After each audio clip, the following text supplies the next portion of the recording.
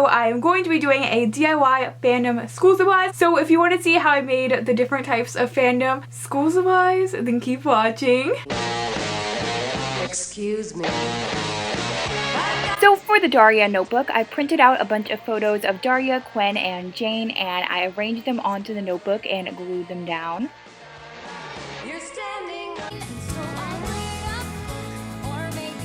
So for the Disney notebook, I printed out a bunch of pictures of my favorite Disney characters and I glued them onto the notebook, and I glued on this little cute Disney donut thing.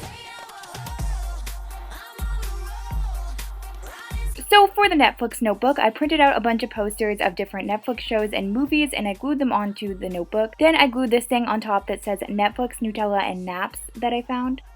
Okay, so that was the end of my video. I hope you enjoyed. If you did, you should like, comment, subscribe, follow me on my Twitter and Instagram, and add me on Snapchat because I had every single person back. And my goal of the year is to hit 30,000 subscribers. So please, please subscribe to help me get there. Okay, that's all I have to say, so goodbye!